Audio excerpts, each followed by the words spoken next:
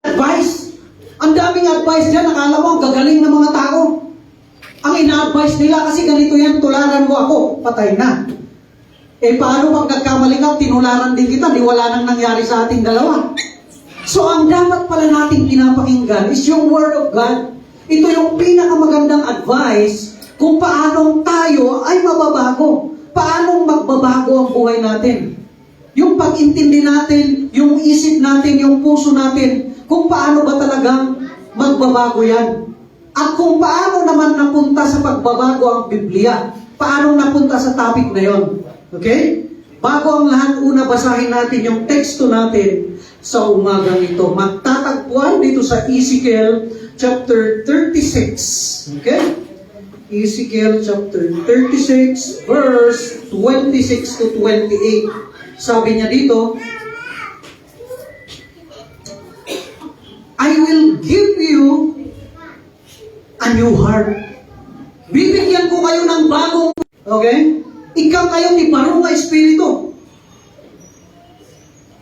I will remove from you your heart of stone. Tatanggalin ko sa inyo yung puso nyong bato. So yung pusong bato, totoo pala yun, meron talagang pusong bato. Tatanggalin ko sa inyo, sabi niya rito, ang inyong pusong bato. I will give you a heart of flesh. Bibigyan ko na kayo ngayon ng puso ng laman, sabi dito. And I will put my spirit in you. Ilalagay ko ang espiritu ko sa inyo, and I will move you. Okay, so take note yung mga word na ginagamit dito, ha? I will move you to follow my decrees. Okay? So kayo ay gagawin ko na masunod nyo ang aking mga nais. Be careful to keep my laws. At para tayo ay makasunod sa mga bilin ng Diyos. Okay? Verse 28. You will live in the land I gave your forefathers. So, ibibigay niya, sabi dito, mabubuhay kayo, you will live in the land I gave your forefathers. Mabubuhay tayo sa lupain na ibinigay sa ating mga ama-amahan. Okay? You will be my people and I will be your God. Kayo ay magiging tao ko at ako ang inyong magiging Diyos. Napakaganda ng mensahe. Pero bago natin yung pag-aralan, tayo po ay manalangin. Lord, once again sa umagang ito, purihin ka. Naniniwala po kami, Panginoon, ng bawat isa, Lord God. Amin kami, kasi kami nang ipaumay kami amin ito eh. Tapno'y tikas tamang nagan mi. Kirmaadal mi, O Lord God. Dahito yung mensahe ngayon, pahay mo iti, dahito yung ansama. Lord, naniniwala po kami na bawat isa po sa mga anak mo ay tinalaga mo na matuto. Nang sa gayon, ang aming pong paniniwala, ang aming pong puso, ang aming pong isip, ay maisang-ayon, O Lord God, sa iyong kagustuhan. Nang sa gayon, Panginoon, hindi po kami manahan sa sarili naming kaalaman, kundi kami po ay lumago sa pananampalataya, lumago, Panginoon, sa pagkakaalam sa iyong mga ninanais, sa iyong mga kagustuhan, Panginoon. Dahil ito lamang po ang paraan upang kami ay makasunod. Kung malaman namin ang iyong mga nais at kagustuhan, yun lamang po ang paraan na kami po ay makakasunod sa iyo ng buong tapat at buong pagpupuri. Lord, may you open our hearts and minds today. That these words of yours, Lord God, will serve as a blessing to each and every one today. Lord, muli po, ako po yung ibaba ng sa gayon, Panginoon. Ikaw lamang ang siyang maluwagan sa mga ito. In Jesus' name. Amen. Okay, so sa umaga po ito, sabi ko nga, kailangan tayong maturuan o matuto. Kasi pag hindi mo talaga natutunan ng isang bagay, lalong-lalo na nga, yan kasi yung kailangan ng mangyari sa buhay ng bawat Kristiyano, to grow in the knowledge and in the grace of our Lord Jesus Christ. Kasi kung hindi tayo lalago, Kung ano yung kaalaman mo na mali, mali na lang lagi. Kanayong kamali niya dahil panunod mo. But if you grow in the knowledge and in the grace sa pamamagitan ng Word of God na ating pong napapakinggan kada linggo, kada Bible study na papakinggan natin ito, tayo po ay lumalago. Kasi nga, biblical din. Maliban sa paghahangad natin na maging mapabuti ang kalagayan natin sa mundo na ito, kaya tayo nga sumimpatibiyag tayo dito daga. Sapay ko sana po, ang hangarin din po natin is gumanda yung kalagayan natin sa harap ng ating Panginoon. Kasi sabi nga ni King Solomon, baliwala ang lahat ng naririto sa mundong ito kung sa harap ng ating Panginoon ay wala tayong bilang. Wala tayong pagsilbi, pagpuri at pagsamba sa Kanya. So sa umagang ito, sabi ko nga, paano ba talaga natin makakamit? Saan ba natin makukuha? Ay dapat ipangalaan tayo, hindi pudpud ng ang puso. Puso nga, daydayaw ka niya po Diyos. Saan tayo amuno ka sa mga balbalo Many times kami, napakaraming pagkakataon sa buhay natin, ginusto nating magbago. Mamaya paglingan mo, nandun ka na ulit. Yeah? Nalingan ka lang kunti, nagawa mo na ulit. Sorry Lord, nakaisang stick ako. Minsan sabi mo, titigilan ko ng mag-bishop. Tapos mamaya nandun ka ulit. Lord, hindi ko nagagawin ito. Pero nakita ko nandun ka na ulit. Kaya sabi ko, it's about time. Kailangan nating maintindihan kung paano nating nakakamit o paano napapasa atin ang puso na tunay na sumasamba sa Diyos. Paano bang magkakaroon ka ng puso na kapag alam mong mali, ay hindi ko na gagawin yan, nakakahiya, mapapahiya ang Diyos. Pag alam mong hindi maganda, alam mo, Kristiyano ka, sabi nila, alam ng lahat, buong baryo yung Kristiyano ka.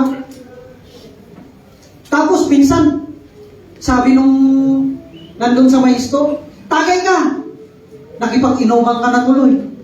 Pero pag meron kang puso na tunay na mula sa Diyos, or a heart of worship, the moment pa lang na alam mong aalukin ka, mayroon ka ng pusong nakukonsensya na pag pinatulang ko yung alok nila, pag pinatulang ko to, mapapahiya yung Diyos na sinasamba ko. Dapat yun yung unang nasa isip natin. Pag ginawa ko tong maling bagay na ito, mapapahiya yung Diyos ko. Alam mo, napakasarap. Nag-iimas, hindi puso nga kasi panunod tayo ngayon. Kaya alam nating umiwas. Kasi yung puso na natin, puso na mula sa Diyos. Bagong puso na, may bago ka ng puso. Kasi ang topic natin sa umagang ito is the truths about the heart of worship. Yung mga katotohanan patungkol sa puso na may pagsamba. Bago po lumabas, kasi ang isang sinabi dito na gusto kong makita natin, anong sabi niya dito? I will give you a new heart and put a new spirit in you. I will remove you from your heart of stone and give you a new heart of flesh. Paano ba silang napunta sa topic na ito? Ano ba kasi ang nangyari? Bakit nasabi? Again, this is written by Ezekiel, one of God's prophet. Propeta ng Diyos ito. Ito ay salita ng Diyos sa kanyang bayang Israel. Sabi niya, bibigyan ko kayo ng bagong puso. Bagong espiritu ang ilalagay ko sa inyo. Bakit nasabi ang bagay na yan? Kung babalikan po natin, nagsimula po kasi ito sa Jeremiah. Okay, sandali, balikan po dito.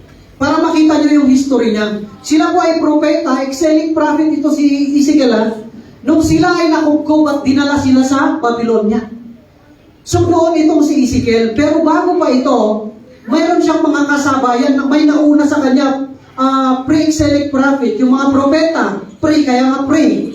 Yung propeta bago isuna ni Jeremiah, sila yung mga nagbigay ng warning sa Israel na kung kayo ay patuloy na lalabag sa Diyos, kayo ay kukubkubin, kayo ay sasakupin, kayo ay dadalhin sa ibang lugar at aalipinin. Kasi matigas ang ulo ng mga taga-Israel parang tayo. Matigas yung ulo nila, matigas yung puso nila, mayayabang sila. Yan ang warning na binitawan doon pala kay Jeremiah, yan ang sigaw niya, panaguhin niya. Kasi nakikita niya rin na masusunog ang Israel. Although sa huling mga mensahe niya, sabi niya, pero sa mga huling araw, kayo ay ibabalik ng Diyos dito sa Israel at kayo ay ililigtas niya. So meron pa rin redemption na mangyayari. Meron pa rin mababago sila at magiging maayos ulit yung kalagayan nila. Although kukubin sila at pahihirapan. So ang nangyari dito sa may Jeremiah chapter 31. Pasensya na po. Pero may memorya pa naman tayo maganda-ganda. Dito sa 31, meron kasi silang kasabihan dito Yung sabi dito, the fathers have eaten sour grapes and the children's teeth are set on edge. Kung titignan kasi natin, ito, yung salitang ito, yung kasabihan ito, tignan natin dito sa Jeremiah,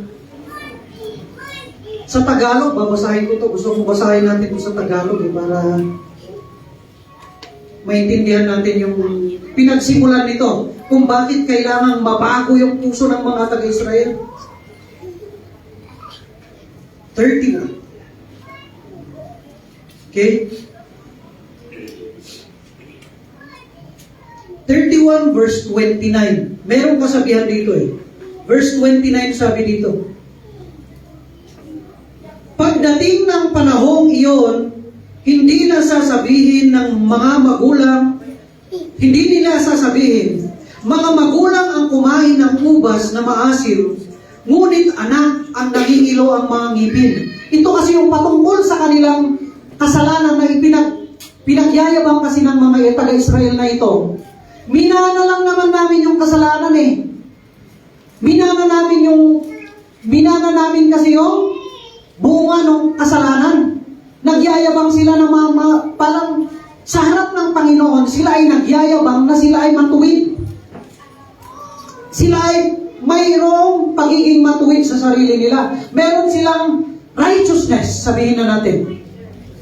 Ibang panakalda, nga isudagat, nalintugang mo. Kaya sabi nila, lumabas yung kasabihan nito, dito pa lang sa Jeremiah, yung kasabihan nila na, sabi niya dito,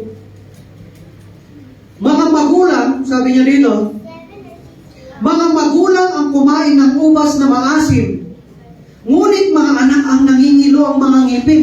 So pinagyayabang nila dito na, naging kwan lang naman kami dahil sa naging masama lang kami dahil namana lang namin ito. Natawid bilang ti basol, natawid bilang ti kinadagas. But then let's go to the next part. Sa 18, ganun din ang ginawa sa Ezekiel chapter 18. Bago tayo mapunta dito sa kung bakit nasabi ito dito sa 36. Dito sa Ezekiel chapter 18, para makita natin ng maliwanag, para alam natin yung standing natin dito. So dito sa Ezekiel chapter 18, sinabi ulit yung sinabi kanina, na mga magulang ang kumain ng ubas na maasim, pero ang nangingilo ang mga ngipin yung mga anak. Kasi gusto talaga ng mga Israel patunayan na sila ay may katuwiran sa sarili nila. Meron sila, kaya nilang maging matuwid sa sarili nila. Yan ang gustong patunayan ng mga tao ngayon Matuwid sila sa harap ng Diyos, matuwid sila, kaya nilang aging sisimbat. O kunwari magbait-baitan. Pero bakit nakabalik na sa dating bisyo? Bakit patuloy na pabalik-balik, paikot-ikot lang tayo sa pagkakasala at pamumuhay na walang takot sa Diyos? Sabi dito sa 18 verse 2, sabi dito, what do you people mean by quoting this proverb about the land of Israel? Anong ibig sabihin nito? Ang mga ama ang kumain ng maasim na ubas, pero ang mga anak na ang mga nangingilo ang ngipin. Sabi dito sa verse 18, verse 3, as surely as I live, sabi ng Diyos, declares the sovereign Lord, sabi ng Diyos, Diyos po ang nagsabi nito. As surely as I live, declares the sovereign Lord, you will no longer quote this. Sabi nito, you will no longer quote this proverb in Israel. Hindi nyo na sa babanggitin ulit ito. For every living soul belongs to me, the Father as well as the Son. So lahat ay nanggaling sa akin. Ang Ama at ang Anak ay galing sa akin. Ngayon, sinabi niya dito, ito yung stipulation. Ito yung kondisyon, sabihin na natin. Sabi niya dito, the soul who sins is the one who will die. So ngayon, dahil bawat isa sa inyo, kayo ay nagmamatuwid, kayo sa itisamot ni Diyos kat aging lilintag kayo, kastoy nga rodan. Tatlo makita dangahan kayo nga nairaman lang, tibasol nagyain mo na. Para hindi lamang hindi nyo masabi na nadamay lang kayo sa kasalanan ng mga apo-apuan. Ngayon, ang kondisyon na sinabi dito, kung sino na ang magkakasala ay siyang mamamatay. Kasi sabi nila, unfair ang Diyos. Sabi niya dito, kung babasahin ko kasi dito sa verse 25 ng chapter 18 ng Ezekiel, sabi nila dito, yet you say, the way of the Lord is not just. Hindi daw patas ang Diyos kasi nadadamay yung mga bago sa kasalanan ng mga nauna. May lalaok lang, may ramraman tayo, tibasol ni agad ka ni ibang basol, nagiin mo na. Kasi kahit na ipakita, gusto nilang ipakita na sila ay matuwid.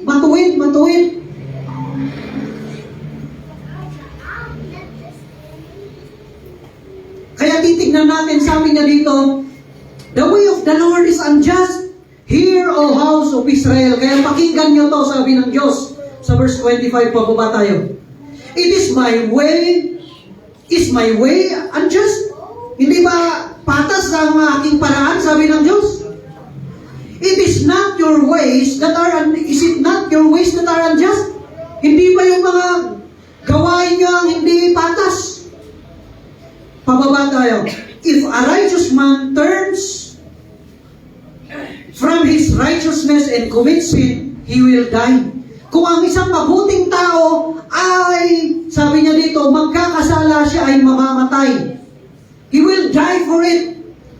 Because of sin he has committed, he will die. Dahil sa kasalanan niya, mamamatay siya. Verse 27, sabi niya dito, but if a wicked man turns away from the wickedness he has committed and does what is just and right, he will save his life. Ngunit kung ang isang masamang tao ay tumalikod sa kanyang kasamaan na kanyang nagawa at gumawa ng tama at mabuti, maliligtas ang buhay niya. Verse 28, because he considers all the offenses he has committed and turns away from them, he will surely live. Kaya kung nakikita niya yung mga kamalian niya, yung mga nagawa niya, at tinalikuran niya ito, mabubuhay siya. So nakikita niyo yung inilalatag ng Diyos. Ipinapakita niya na, sige, kung kaya niyong talikuran ang inyong mga kasamaan at kasalanan at pagsuway sa akin, mabubuhay kayo. Yan ang inilalatag ng Diyos dito. Pinapakita niya yan. Yet, sabi niya na naman sa 29, ngunit, the house of Israel says, the way of the Lord is not just. Inilatag na ng Diyos, sige, patunayan yung matuwid kayo. Ipakita yung kaya nyo magbaling nga nalintag. Ipakita nyo na kaya nyo maging mabait, mabuti sa sarili nyo. Tapos sasabihin na naman ng tao, ni Apo Diyos man, si Lord naman, hindi patas ang Diyos. Bakit hindi patas? Isabi na nga ng Diyos dito, ang mamamatay yung makasalanan. Sige. Gusto nyong patunayan na sa sarili nyo ay kaya nyong maging matuwid? Gusto nyong ipakita na kaya nyong maging malinis? Kaya nyong makasunod sa Diyos? Sige! Yan ang gustong ipakita ng Diyos dito. Kaya ti Diyos na ipakita nyo, sige no nalintag kayo, ipakita nyo. Ngunti agaramin, tidagas, kan saan nga makapagtungpal kanya na katbayan. Sige man, yun yung kondisyon ng Diyos dito. Tapos sabi ng Israel, si Lord naman, ganon tayo eh. Gusto nating maging mabuti, gusto nating maging righteous, gusto nating magtuwid-tuwiran.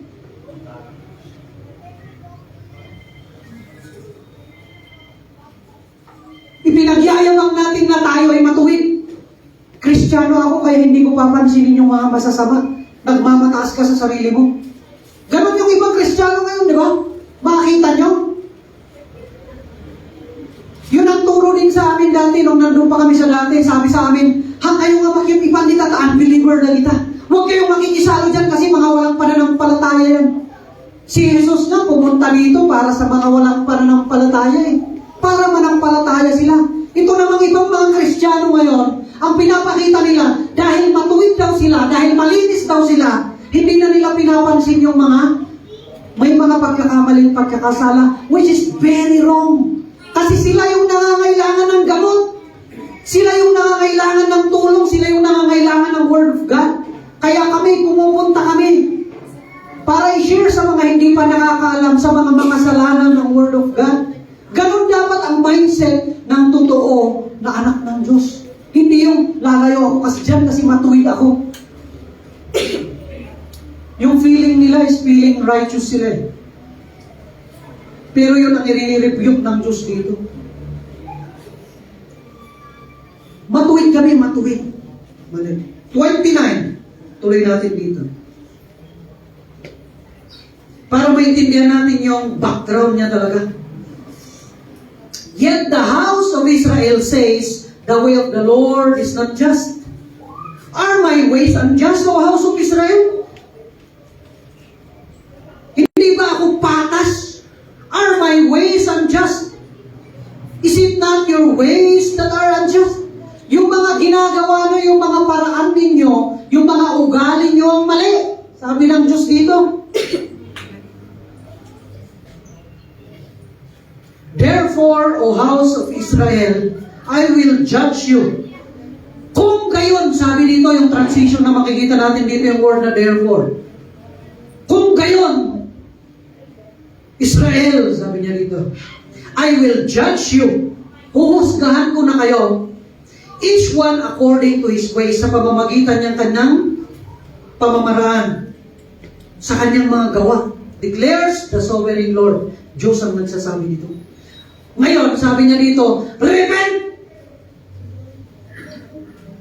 Repent, sabi ng Diyos, magsisi kayo. So, ang akala na naman ng mga tao na hindi nakakakilala sa Diyos, uy, kaya pala nating mag-repent. Kaya pala nating sarili natin, kaya natin palang ituwid ang sarili natin. Yan ang, yung mga pumupulot ng verse, at pinipili lang ito, hindi alam yung history ng pangyayari, hindi kinukuha yung konteksto. Ang akala tuloy nila, may pagyayabang sila kasi sila yung nagsisisi. Sila yung gumagawa ng tama. Sila yung gumagawa ng matuwid. So pag may nagawa silang tama, pinuri sila, ay oo kasi mabait ako eh. Alam mo yung mga ganong approach? Ganon yung mga approach ng karamihang Kristiyano ngayon. May nagawa silang mabuti, pinagyayabang nila. Imbis na Diyos ang mapuri, sila ang napupuri. Kaya sabi ko, pag may gumagawa sa atin dito ng mga magaganda, sabi kasi ng Bible, huwag niyong papurihan ng papurihan yung mga gumagawa ng mabuti para meron silang tanggapin sa langit. Diyan na magaling nga agararamid, tibayan nito, apan na broadcast. Pag gumagawa sila ng magaganda, pinagyayabang nila, pag tumutulong sila, ay nagdonate ako ng 1,000 doon. Ay, binigyan ko siya ng buwan. Sa akin galing lahat yung nasa kanya. Sa akin. Ay, ang bait mo, ang bait mo. Ganon yung nangyayari na eh. Kahit Kristiyano, ganon na yung asal. Kahit Kristiyano, ganon na yung ugali. Kasi hindi nila alam anong sabi ng Bible. Pag may nagawa kayong mabuti sa iba, huwag nyo hangarin na kayo ipapurihan dito. Para meron kayong tanggapin na pamuya doon. Kasi kung sino yung tumatanggap na ng papuri dito sa mundo ito, Wala ka nang aasahan, sabi ng Word of God. Wala ka nang karapatang umasa ng papuri o reward sa langit. Inalam dito yan eh. Tinanggap mo na dito yung reward mo. Bakit ka mapapupurihan sa langit? Kaya kung sino man yung tumatanggap na ng papuri dito sa lupa, wala nang papuri sa langit para sa kanya. So kapag meron tayong nagagawa kahit hindi pinupuri, di bali, alam ni Lord. Sabi nga, huwag mong sabihin sa kanang kamay mo yung ginawa ng kaliwa mo eh. Huwag mong ipagyabang, yun ang ibig sabihin. Yung kabutihan mo, hindi dapat pinagyayabang bagkus ano. Ang gawain dapat ng isang Kristiyano is that, mabago yung puso mo, tunay na nabago, nupudpud nung namaliwan ni puso. Dapat kung may pupuri sa iyo, praise God. Ganon tayo dito dapat eh. Bilang isang Kristiyano, dapat ganon tayo. Praise God, si Lord ang dahilan kung bakit. Yun yung gusto ko rin ng patunayan. Di kaya't kumad nga, maanal tayo tagtangag sapa. Na Diyos dapat ang napapapurihan.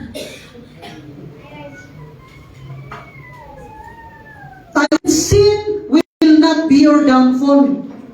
So hindi kayo hindi kayo babagsak dahil sa kasalanan. Talikuran nyo garot. Sige, magsisi kayo, talikuran nyo yung masasama ninyong gawa. Para hindi kayo bumagsak dahil sa kasalanan. Read yourselves. Ilayo nyo ang mga sarili nyo sa hindi magaganda. Get a new heart. Kumuha kayo, magkaroon kayo ng bagong puso. Sige nga. Magkaroon kayo ng bagong puso. Sabi ng Diyos dito. Magkaroon kayo ng bagong puso. Sabi niya pa dito, and a new spirit. Magkaroon kayo ng bagong espiritu. Sige, magkaroon kayo. Stipulation ito eh. Kondisyon ito sa harap ng Diyos. Sige, magsisi kayo. Magkaroon kayo ng bagong puso. Magkaroon kayo ng bagong espiritu. Kung titignan kasi natin dito, yung pagkakaroon ng bagong puso is yung pagkakaroon ng bagong katangian ng ibig sabihin nito. Agkaroon ka tibarbarong ugali. Magkaroon ka ng bagong ugaling mabuti na nakakasunod sa Diyos. At ang ibig sabihin din ng new spirit dito is yung magkaroon ka ng bagong buhay. Baguhin mo yung buhay mo. Talikuran mo yung kasalanan mo. Sige man. Yun ang sinasabi dito. Sige nga. Magbago ka. Kasi ganyan tayo noon eh. Akala natin ang pagbabago, sige, kaya ko yan. Magbago ako. Pagtalikod mo lang ulit, nandun ka na ulit. Nagsusugal ka na ulit. Di ba? Timalikod ka lang basit na. Susugal ka na ulit. Bingo! Pagtalikod mo lang konti, nandun ka na naman eh. Pagtalikod mo lang konti, nagsisinungaling ka na naman. Pagtalikod mo konti, nagyan na ano. Pusong ignorante. Ignorante. Naririnig mo ng mali. Gustong-gusto mo bang ginagawa? Kasi ini-ignore. Yun yung word na ignore. From the word ignore. Ang mumon, ini-ignore mo lang. Yung favorite ko na naririnig yun na word ni Jesus Christ is, hypocrite. Hipokrito kayo. Yun ang laging ginagamit ni Jesus Christ. Sa mga Pariseo sa Saduceo, mga hipokrito kayo. Alam nyo naman ang nasa Biblia. Alam nyo ang Word of God. Alam nyo ang decrees doon sa Torah. Alam nyo ang laws ng Diyos. Pinipilit nyo ang mga tao na sumunod, tapos kayo hindi nyo sinusunod. Mga hipokrito kayo. Ganon si Jesus Christ mangaral. Kaso kung ang pinapakita kasi ng mga tao ngayon eh, si Jesus Christ parang mahinhin lang. Hindi! Si Jesus Christ sabi niya, you hypocrites. Biblical yan eh.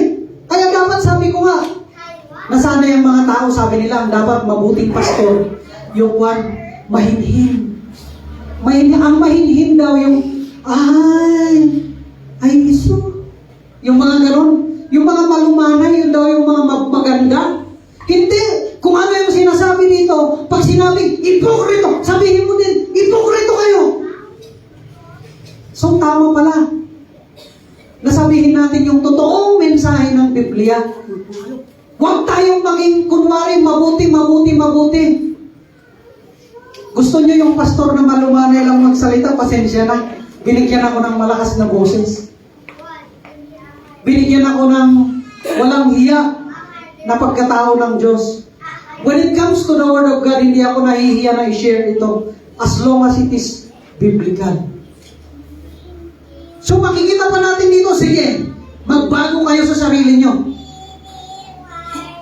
Get yourself a new heart and new spirit. Oh, bakit kayo mamamatay? Sabi niya dito, tuloy natin, sabi niya dito. Bakit kayo mamamatay? Why will you die, O house of Israel? For I take no pleasure in the death of anyone. Hindi ko gusto na may mamatay sa inyo. Hindi ko gusto na may mamatay sa inyo. Declares the sovereign Lord. Yun ang sinasabi ng sovereign Lord. So sabi niya dito, repent. Bakit dito sa akin merong kwan?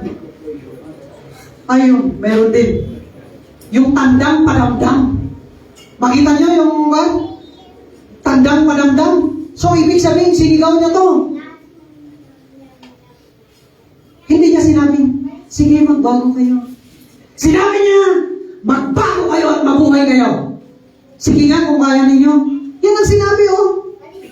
Kaya napakahalaga kahit quit sa Bible. Tandang padamdam yan, eh. Oh. So, kailangan din natin i-express yan sa tamang pag-express. Kasi dito, hindi natutuwa ang Diyos. Hindi natutuwa ang Diyos na ang tao ay nagyayabang sa kanilang pagiging matuwid. Hanga naragsak ni Diyos na aging lilintad ni tao.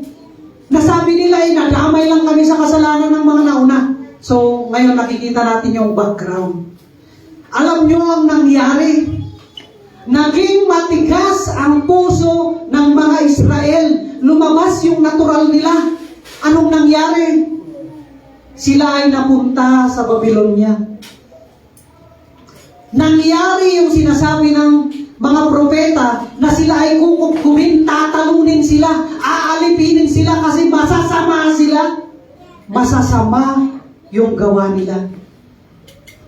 Hindi nila kinaya na maging matuwid sa sarili nila. Hindi nila kinaya na magbait-baitan.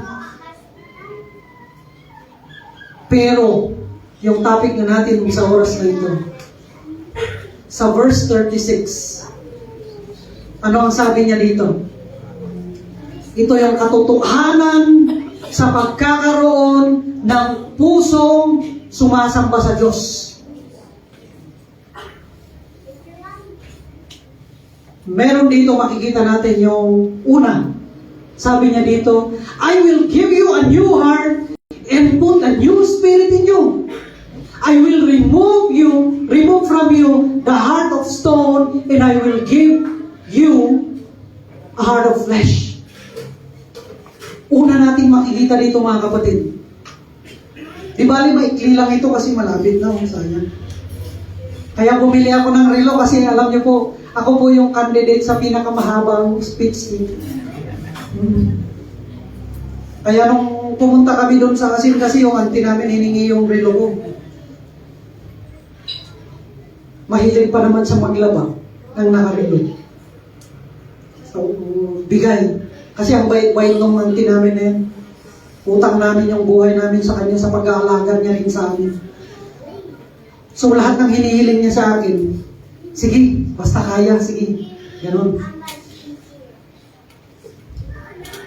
So, makikita natin ngayon dito, unang makikita natin is the giver. Kung paano kang magkakaroon ng totoong puso, kung paano kang magkakaroon ng puso na sumasamba, puso na nagpupuri sa Diyos, puso na nakakasunod sa Diyos, puso na totoo. Kasi ang daming puso ngayon, hindi na totoo. Di ba?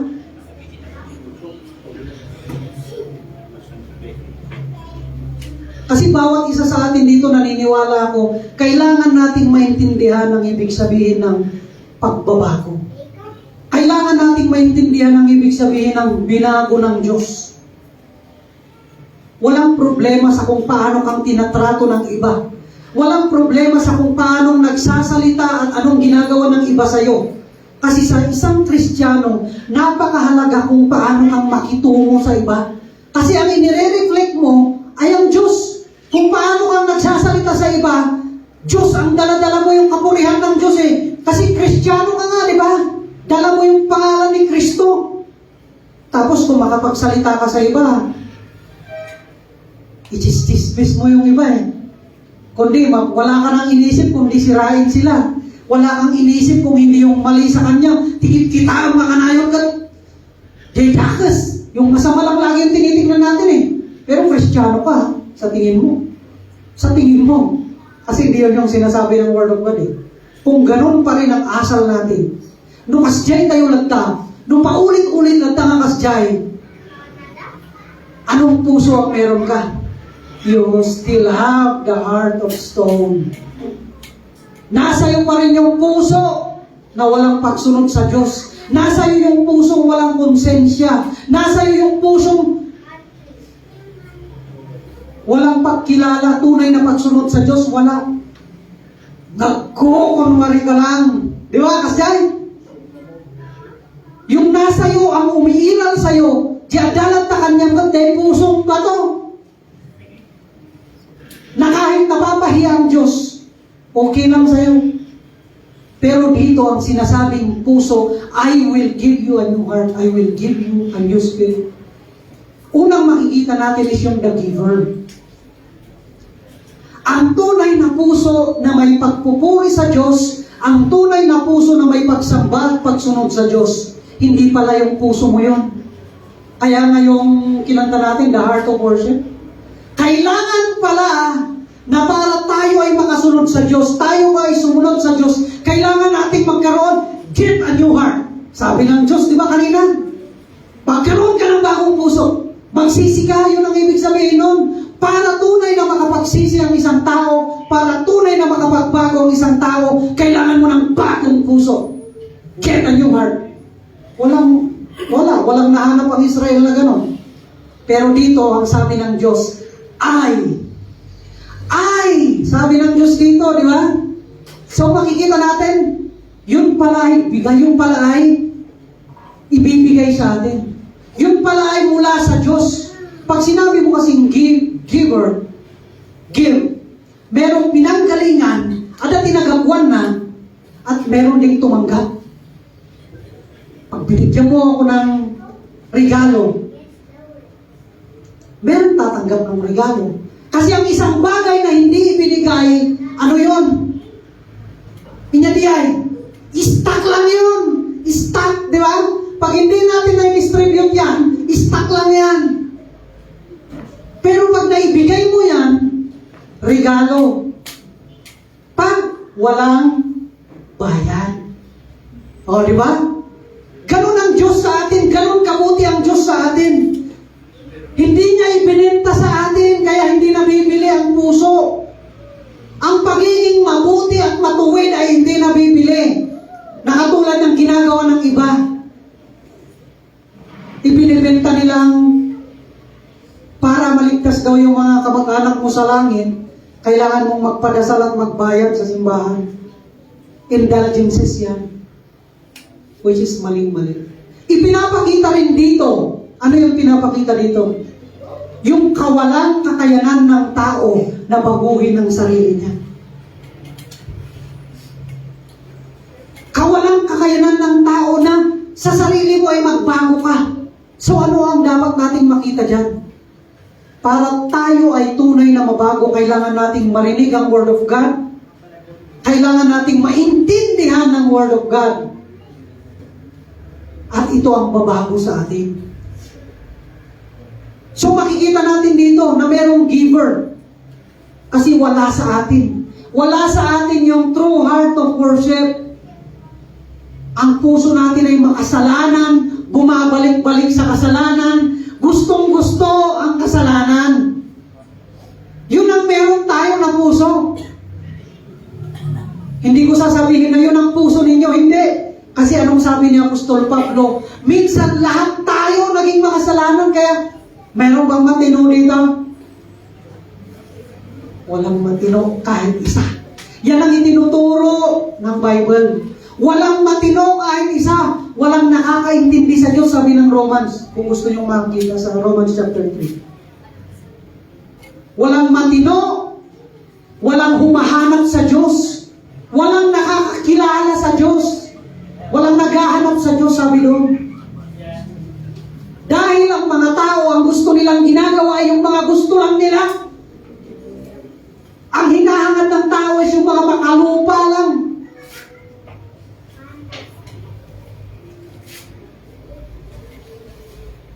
So, paano magbabago yung puso mo? Merong giver. Merong magbibigay ng bagong puso. Yun ang makikita natin at nakikita natin sa mga ganito. Para hindi natin pinagyayabang yung kabutihan natin. Para hindi natin pinagyayabang yung kalinisan natin. Kasi karamihan sa mga simbahan ngayon, pag linggo, akala mo ang lilinis lahat nila eh. Pumupunta sila sa church kasi mabubuti sila. Pumupunta sila sa church kasi malilinis sila. Well, hindi yun ang sinasabi ng Word of God. Pupunta ka sa Diyos dahil kailangan mo ang Diyos na linisin ka. Kailangan mo ang Diyos. Tinatanggap mo na, Lord, nagkasala ako. Lord, tulungan mo ako maging matuwid. Turuan mo ako. Ang dami kasi ngayon, sabi nila, Lord, turuan mo ako. Ayaw naman mag-church. Diba? Gusto niyang matuto ng Word of God. Gusto kitang makilala, Lord. Ayaw naman mag-church. Paano makilala ang Lord? Kaya nakikilala natin ang Lord through the Word. Kaya kailangan kung sabi mong gusto mo ang Diyos, kilalanin mo siya, pakikinig at pakikinig ng salita ng Diyos. Yung mga iba kasi bumiyahe sila eh, kaya wala sila ngayon. So ganun po, una, nakita ba natin yun? Sana makita natin yung mga kapatid. Para ang laging mapapurihan sa buhay natin ay ang Diyos, hindi yung tayo.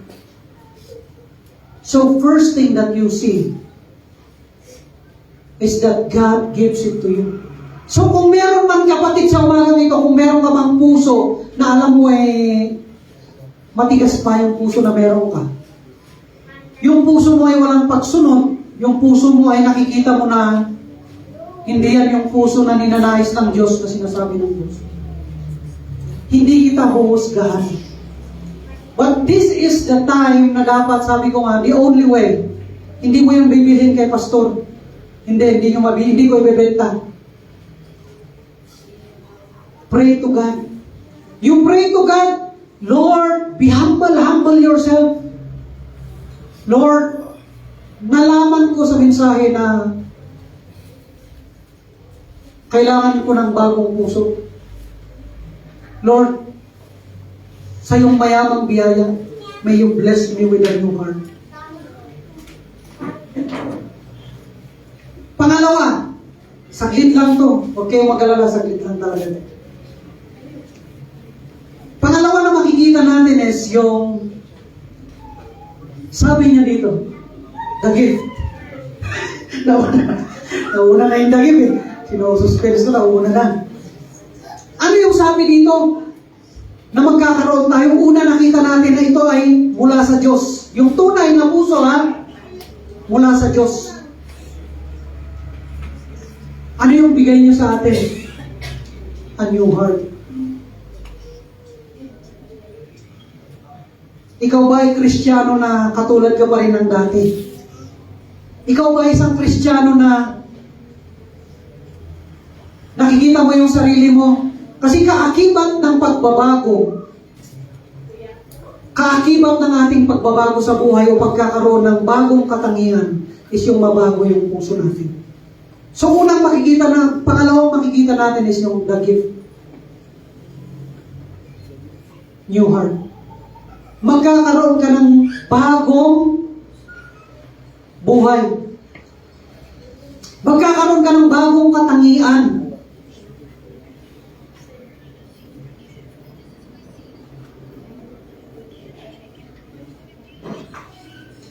Nakala meron kang mararamdamang hindi maganda sa'yo, Diyos ang hinahanap mo. Lord, help me. Lord, please help me. Please bless me. Please cure me. Please strengthen me. Lord, I have a problem. Yung makikita yung relasyon mo na sa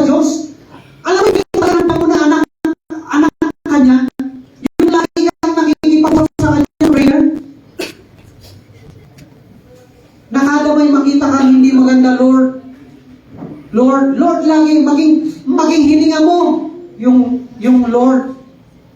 Lagi kang tumingin sa Lord. Yun yung way. Yun yung paraan para yung mga dati mong ginagawa, maiwasan mo na. Yung dating masama mong ugali, masama mong kasanayan, ay tunay na mabago. Magkaroon ka ng bagong puso. Kasi yung iba, sabi ko nga, manadigest natin yung mga nakikita natin na pumapasok sa mata. Naririnig natin through our ears.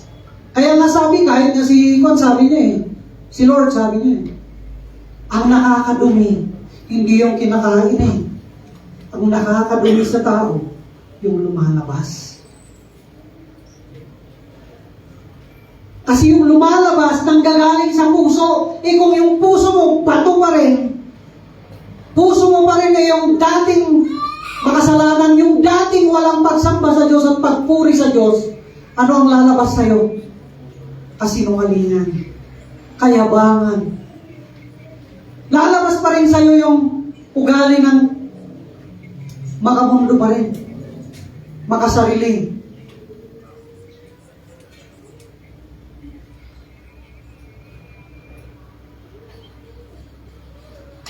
Ang hinahanap-hanap mo pa rin sa buhay mo yung satisfaction ng mundo na to. Pero pag sinabing binigyan ka ng bagong puso, magkakaroon ka ng puso na humahanap sa Diyos. Hinahanap mo ang Diyos, Lord, ano ba talaga yung gusto mo? May Bible kapatid, may Bible.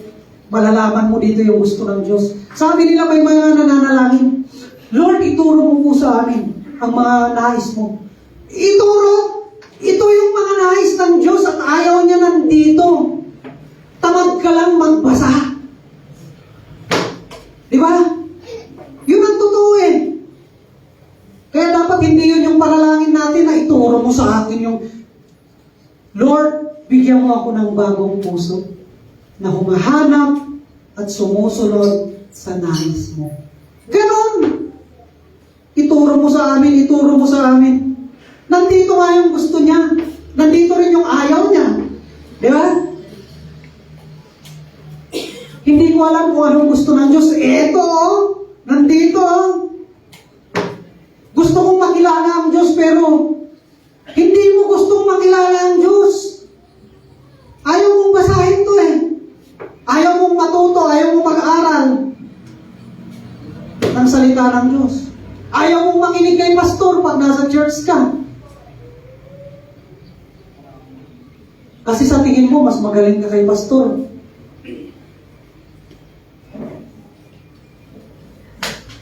Pero sa totoo lang, walang pastor na magaling. Ang tunay na magaling ay Diyos.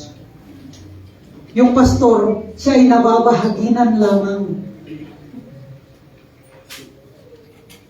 Kaya pag sinasabi na magaling ka, pastor, ay, si Lord ang magaling. Yan. Ang ganda na naririnig na gano'n. Natutuwa ako pag may mga nakikita ako na pastor na they humble themselves. And they appreciate God. Aside from humbling themselves, they appreciate that it is God who is to be exalted. Nagpapakumbaba sila at sinasabi nila na ni ako Diyos galing, di maday dayo. Kasjay tayo dapat. Hanga jay, hanwan? Nagkukunwaring hambul-hambulan. Tapos hindi sinasabing si Diyos. Dapat sabihin mo, si Lord kasi. Si Lord ang dahilan. Si Lord ang dapat mapapurihan. Kasi meron din sa Bible, meron din yung tinatawag na false humility.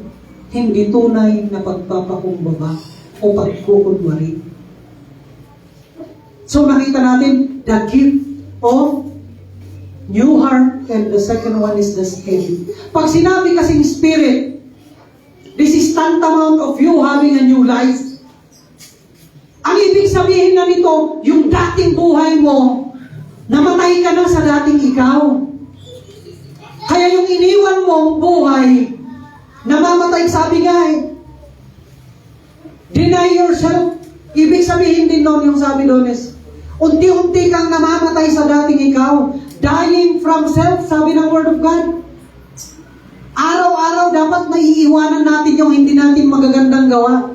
Walang sinabi dito na instant, mabait ka na. Kaya naniniwala tayo na ang pagbabago, hindi yung dahil pinag-pray kita, nagbago ka na.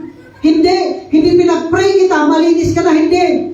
Araw-araw at sa bawat oras na nakikinig ka ng Word of God, bawat oras na pinag-iisipan mo ang Word of God, bawat oras na kumikilos sa iyo ang Espiritu ng Diyos, nababago ka, kapatid. Kasi hindi pa nagbaliw. Hantay mo mamatpati di ay bago ka na. I will give you a new spirit. Kaya nga tama yung sabi nila eh. Masama yung espiritong nasa yung kapatid. Masama! Kaya minsan, in Jesus name, nila yung tao kasi masama yung espiritong nasa kanya. Pero sa ating mga anak ng Diyos, sa ating mga kumikilala at tunay na nabigyan ng bagong espiritu, kahit simple ang buhay natin, masaya tayo. Kahit hindi pa tayo mayayaman, masaya na tayo. Sa simula pa lang, dapat baon mo yung kasiyahan eh. Tulad yung ginagawa niyo, dapat baon niyo yung kasiyahan. Hindi yung may isang iaalok ka na bagay eh. Parang pinapakita mo namang talunan ka. Pinapakita mo na wala kang kasiyahan sa buhay mo. Anong iaalok mo? Lahat tayo manlulungkot. Di ba?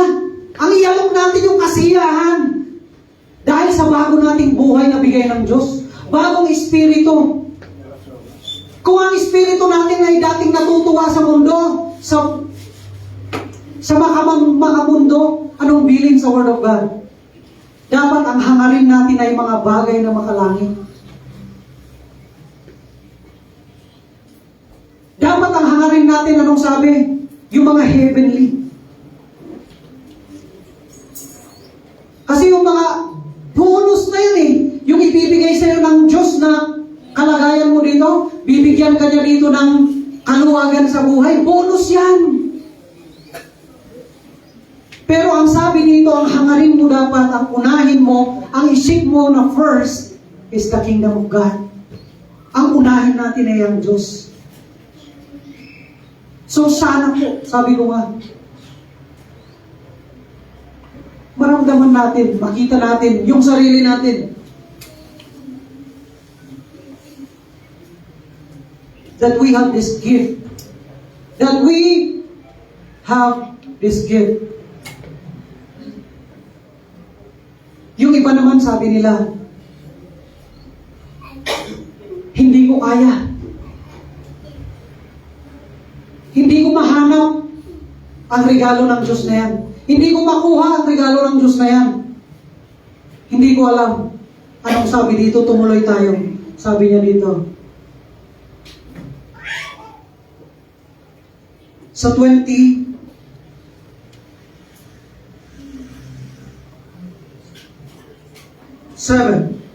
I will put my spirit in you and move you to know my decrees.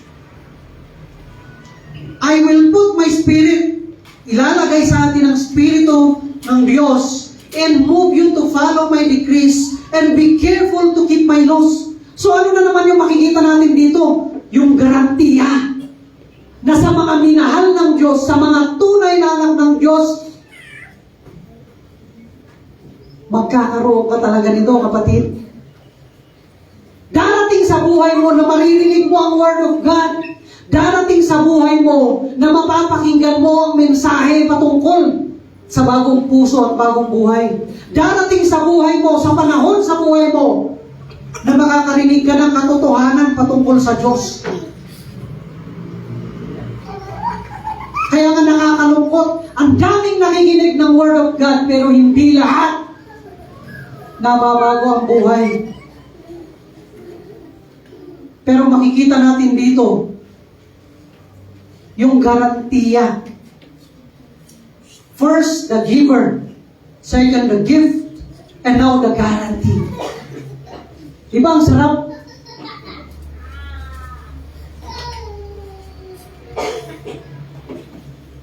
Sa theology, meron tayong tinatawag na monergism.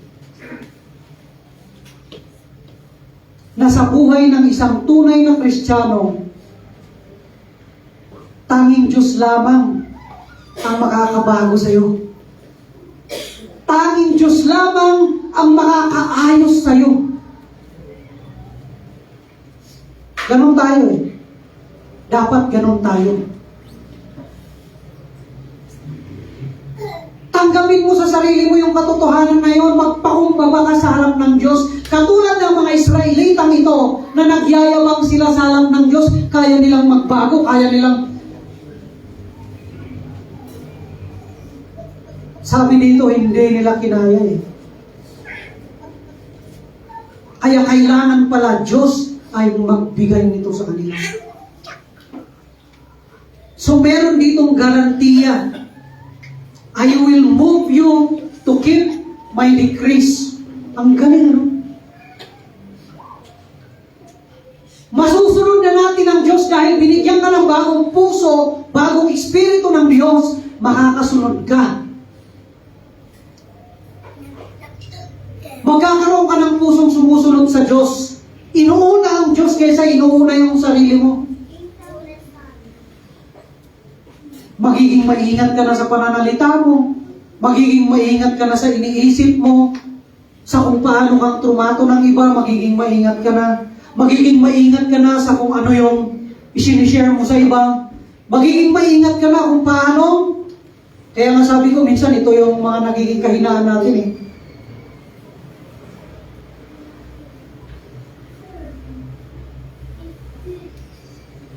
Pero paunti-unti, namamatay tayo sa sarili natin at nabubuhay tayo na may bagong puso. Isumadagyay ugali tayo. Nagbabago yan. Kung dati kang palamura, sa susunod, nagbabago na yung pagmumura mo. Kung dati kang masamang mag-isip, paunti-unti gumaganda na yung isip mo, nakikita mo na, ay, ang sipag naman ni sister. Nakikita ko kay sister na meron siyang pusong sumasamba sa Diyos. Meron siyang puso na kahit na may pagkukulang siya.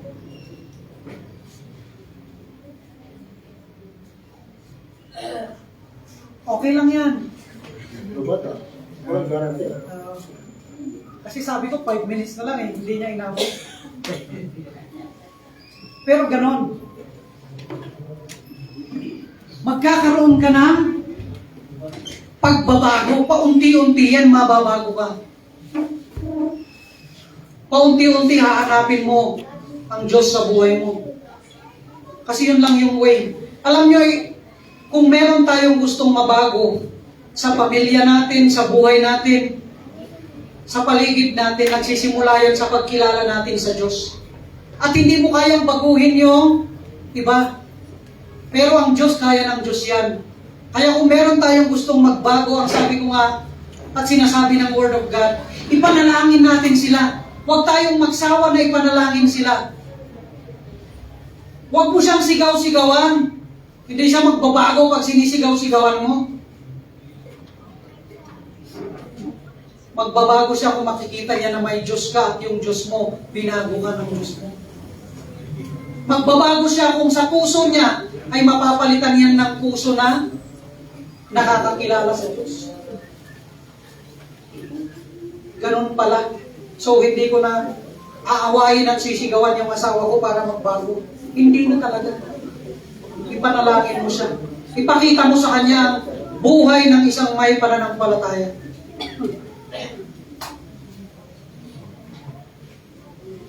So, una nakita natin yung giver, yung give, at then, sabi dito, follow, decrease, and keep laws. So makikita niyo yung transition mo sa dating pusong bato mo. Agbaliw tibiyag mo. Agbaliwan yung katangian mo. Magbabago yung katangian mo dapat. Kasi ang hirap eh. Ang daming nagsasabing, Kristiyano na ako pero yung katangian niya steady. Delikado yun. Kristiyano. Ang tawag dito doon.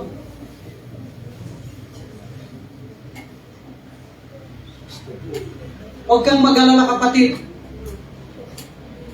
Sabi nga nito, sa tamang panahon. Kasi hindi naman natin pwedeng sabihin na sabay-sabay tayo, mag-born again tayo ngayon. Sabay-sabay tayo, mag-Kristiyano na tayo. Hindi. Sa tamang panahon, kikilos ang Diyos sa buhay mo. Sa tamang panahon, maririnig mo ang Word of God, which is naniniwala tayo na niloob din ng Diyos na nandito kayo ngayon, mga kapatid. Sa bawat isa sa atin, magkakaroon na tayo ng magandang intensyon, bagong puso, bagong buhay. Kaya nga sabi ko, huwag tayong titigil. Huwag tayong titigil sa pagpuri at pagsamba sa ating Panginoon at mangyayari lang yon.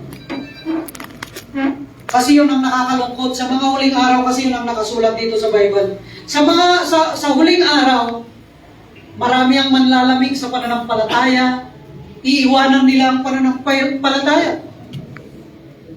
Pero sa tunay na anak ng Diyos, kapatid, hindi ka mawawala. Hindi ka aalis sa Word of God. Hindi ka tatalikod sa Word of God. Garantiya yun na binigay ng Word of God. Sabi rin doon, no? Sa Philippians 1:7, kung ikaw man ay nabago at nabigyan ng bagong puso, anong sabi ni Apostol Pablo sa mga taga-Pilipos? Naniniwala ako na ang Diyos na nagsimula ng trabaho niya sa iyo ay tatapusin niya hanggang sa pagbalik ni Kristo. So sana po, mga kapatid, sana